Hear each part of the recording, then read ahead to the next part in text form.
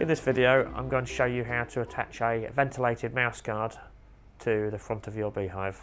So when you receive your packet, you will receive your metal plate, the mouse guard itself, and you'll also receive a little bag with 2 brackets and 4 screws in it. And the brackets are left hand and right hand brackets. So there you see the lugs are at the bottom. Obviously the mouse guard is held in by gravity and the stops prevent it sliding all the way out. So you've got your left hand and your right hand.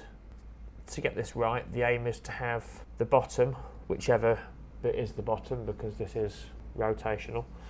I'm just going to use it this way. And the aim is to have the bottom of that level with the entrance itself. And this actually attaches to the brood body itself, not to the floor. So it basically hangs down over the entrance. What you need to do is offer it up to your floor. With it being metal and slightly flexible, maybe bending it in might be an idea to just get level with the floor. And I'm just going to mark this up now, because obviously the catch where this lug rests on actually encroaches on the floor area, so it needs to hang from the brood body itself. So mark the box up.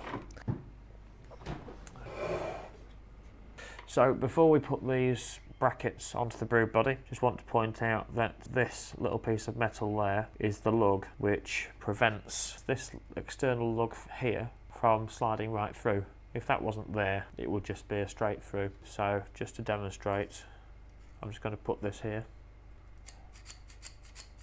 That is what you're trying to achieve when you attach this. It basically becomes a slide with a stop at the bottom. So what we're going to do is we're going to fix this now to the brood box, and I'm going to get the bracket, work out where the mark is, and just slide the bracket underneath. This is quite close to the edge, and this is a little bit tricky.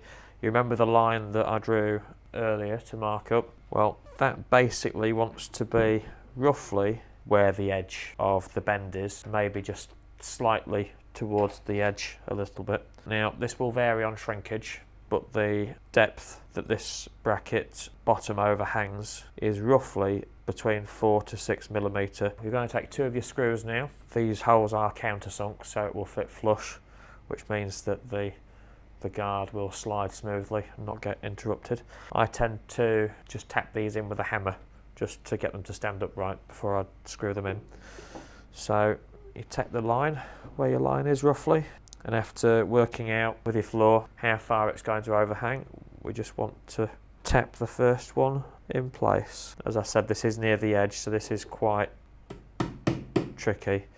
You don't want to tap it too hard because you don't want to split the wood. So just a little tap is enough. And then once you've done that, you take your second one. Luckily the cedar is quite soft, so sometimes even just a push is all that's needed really. And then once they're just tapped in, you're ready to start using your drill. Start on the first one.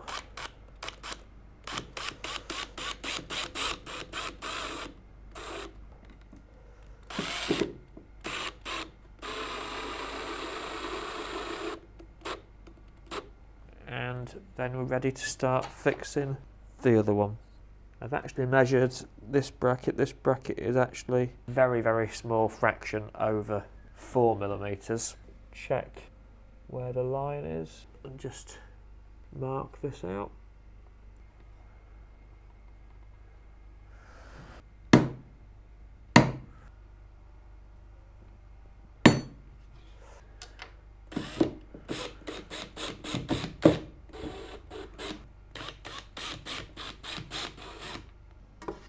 And that's how you fit the ventilated mouse guard from Thorns.